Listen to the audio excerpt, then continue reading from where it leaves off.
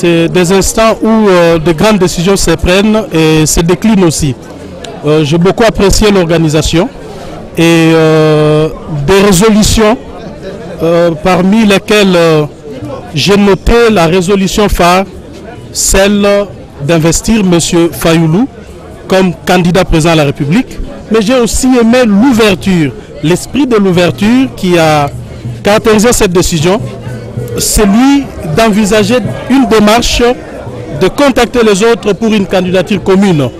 Mais aussi le discours tonitruant de l'honorable Fayoulou qui a dépeint les réalités congolaises aujourd'hui, mais aussi a annoncé des lignes maîtresses pour un Congo meilleur de demain. Donc je salue à juste titre cette organisation. Je ne manquerai pas aussi à saluer l'implication de la jeunesse que j'ai vue super motivée aujourd'hui. Je crois encore à cette jeunesse. Si nous sommes sérieux, nous sommes capables de construire un Congo meilleur demain. Pendant que Félix Tshisekedi était aussi décrié par les combattants, est-ce que cette candidature ne vient pas être... Loin de là, la candidature de M. Fayoulou n'inquiète aucune candidature parce qu'il est candidat comme tous les autres. Mais je vous ai parlé ici de l'esprit de l'ouverture qui a caractérisé cette décision. Ils sont quand même ouverts à des discussions pour une candidature commune. Je pense qu'on peut s'arrêter là et observer l'opposition. Dire que telle candidature inquiéterait telle autre candidature, c'est aller vite en besogne. Merci. Commune à l'opposition parce que il y a une résolution qui dit il faut que nous puissions faire. Voilà, c'est bon. Faut que... Ma candidature n'exclut pas la candidature commune de l'opposition à l'élection présidentielle prochaine. Parce qu'il y a une résolution de cette 3e convention qui dit qu'il faut que les candidats investis entreprennent des démarches avec les autres candidats des autres composantes politiques de l'opposition pour voir cette possibilité de sortir un candidat commun. Il y a aussi une résolution qui a fixé les critères d'après la dynamique. Et ces critères doivent être discutés aussi avec les autres composantes de l'opposition. Cette candidature sera-t-elle maintenue si c'est la présidence de Joseph Kabila qui organise les élections, puisque vous appelez dans le même temps à une transition sans Kabila? Oui, la transition sans Kabila veut simplement dire que s'il n'y a pas d'élection crédible, transparente, organisée dans ces pays, qui peut participer à de telles élections? Si M. Kabila, avec ses acolytes Nanga et Basengezi, s'emploie à organiser des élections avec une machine à voler, avec un fichier électoral qui a déjà en son sein près de 10 millions de fictifs qu'on va utiliser demain pour déverser pour les comptes d'un candidat président de la République et pour les comptes des candidats députés nationaux et députés provinciaux. S'il y a ces fictifs, il sera difficile que quelqu'un de conscient s'aventure à aller participer à une telle ou à de telles élections. Donc nous disons qu'il faut qu'on s'emploie tous au sein de l'opposition et de la société civile pour obtenir des élections crédibles, transparentes et apaisées. Et à partir de quand vous demanderez une transition? Je ne comprends pas en fait. Nous disons ceci, les résolutions sont claires. La dynamique de l'opposition ne boycottera pas les élections. Le boycott n'est pas dans son vocabulaire. Mais la dynamique de l'opposition veut des élections crédibles. Il n'y a pas à partir de quand. Nous, aujourd'hui, déjà depuis, nous nous organisons, nous nous préparons pour les élections. Vous avez vu dans la salle, il y avait les délégués de toutes les provinces. La dynamique est aujourd'hui présente dans toutes les provinces de la République et tous ces représentants sont en train de préparer les élections. Donc, mais il ne faut pas qu'on nous impose des élections truquées.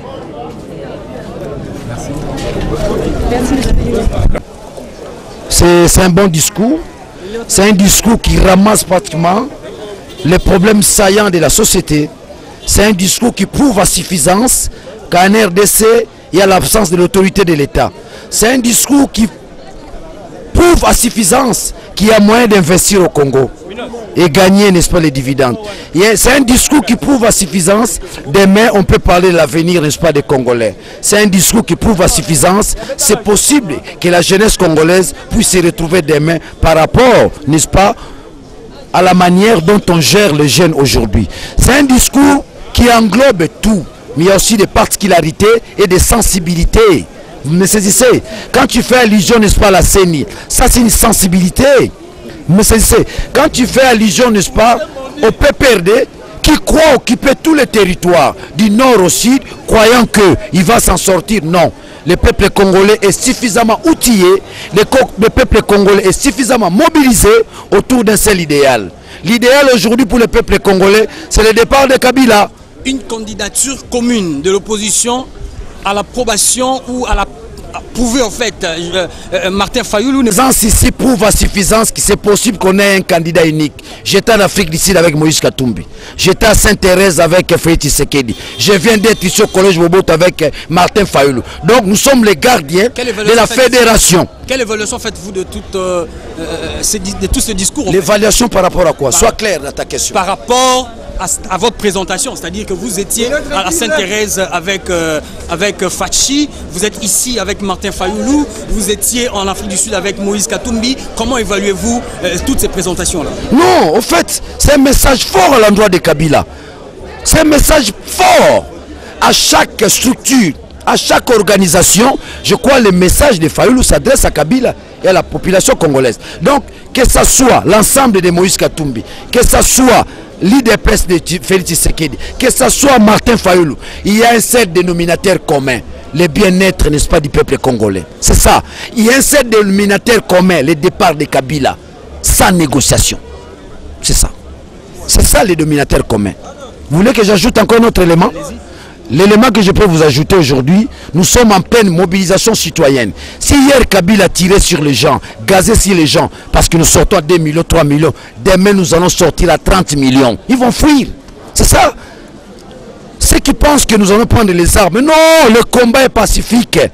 Aujourd'hui, ce qui compte maintenant, c'est l'engouement des citoyens. Le plus grand nombre de citoyens, une fois dans la rue, le pouvoir va fuir de lui-même. Un mot à la diaspora. La diaspora doit réclamer, n'est-ce pas, ses droits fondamentaux. Notamment, il doit être enrôlé. On ne doit pas priver à la diaspora le droit de voter. C'est un droit fondamental. Donc, j'active la diaspora de continuer le combat. Aujourd'hui, au niveau, n'est-ce pas, de la dynamique interne, Kabila est coincé. Vous devez encore le coincer davantage. C'est-à-dire, la diaspora doit accompagner la voix de la communauté internationale par le biais de Macron.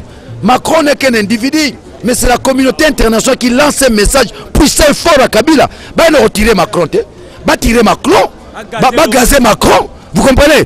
Aujourd'hui, le combat est en train de se dessiner.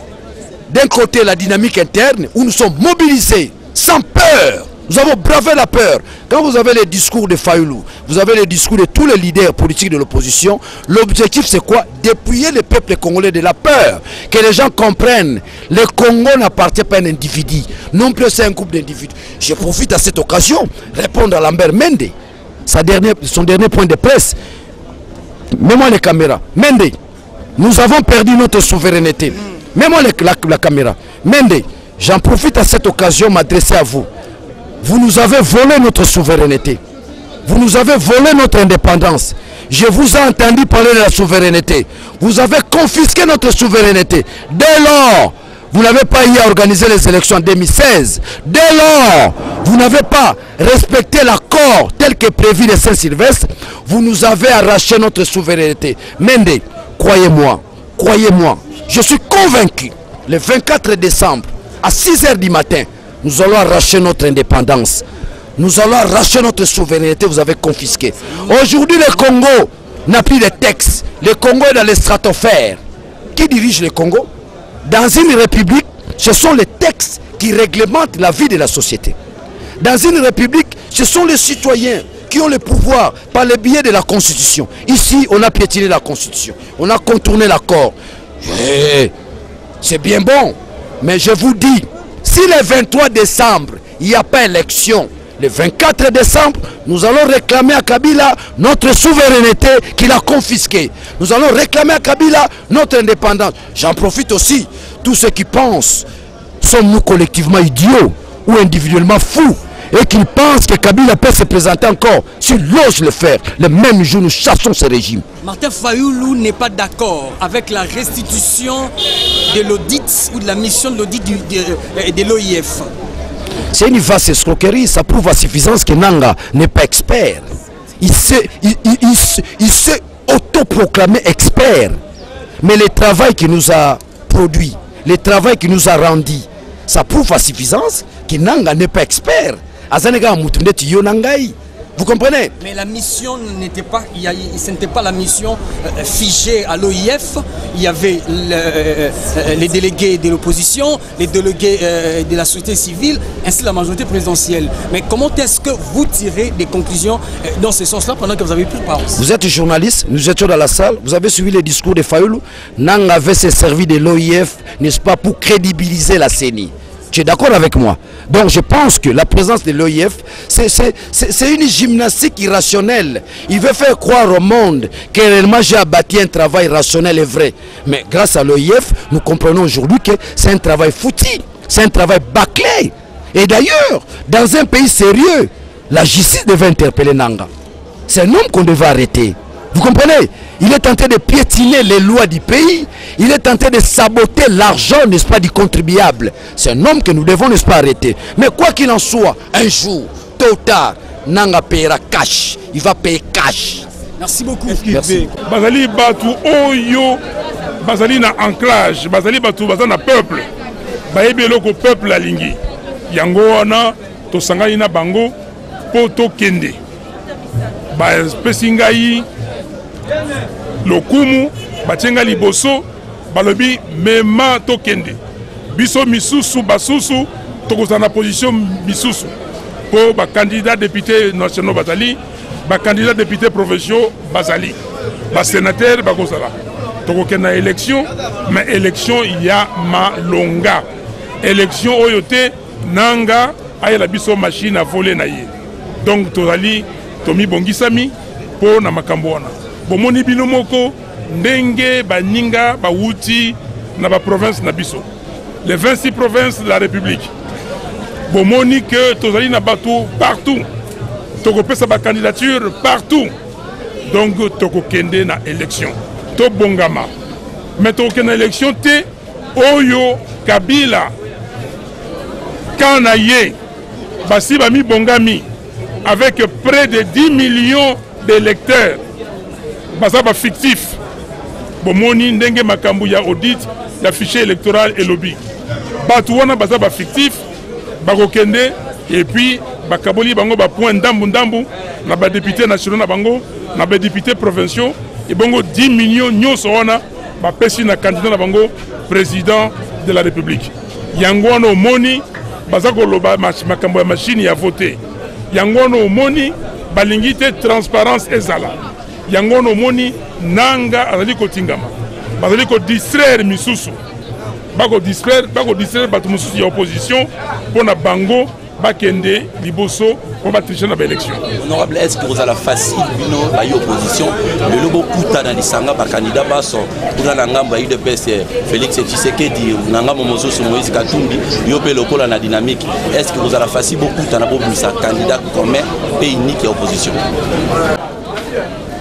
Et na kati ya bato et pas bato bazali bavandaka basololi soki bosololi boyokani soki boyokani bokei soki boyokani te botirer ba conclusion mais biso na dynamique tolobi boy tolobango bandakala que nous plaidons tout ça qu'on plaider pour la candidature commune et opposition ezali te ko wela ezali ko tala makoki nani azali na makoki oya ko mema biso nyonso liboso poto longa etumba nani awaza na boanya awaza na caractère ezali te soki mindele balobi na yesala boya ke boye kende à gauche ake à gauche balobi non nani oyo bana mboka bakolobake mwasi wana to mobali wana atelemi akobongisa mboka na biso azali na makoki akobongisa mboka na biso azali na caractère akoyiba te akozala te po akende kuna mbongo ya lete koma ya ye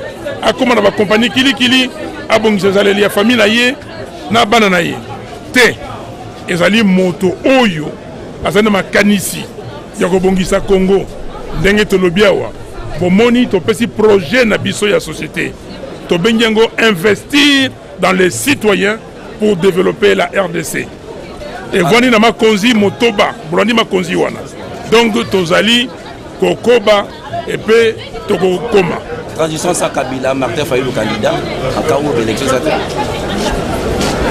toyokani malamu tolobi boye biso na monoko na biso bokoyoka te o to boyikote ba élection toko boyikote ba élection te toko kende na ba élection mais ba élection ya malonga oyo ekosalema na ndenge ya malamu bana ya mboka bakondima élection na toko kende mais tolobi que soki élection esalami te oyo ya malonga Kabila komo na ini Kabila komo na kokende na yango transition sans Kabila ekozala po ebongisela biso nzela ya malonga tokende na ba élection oyo bana ya Congo basengi.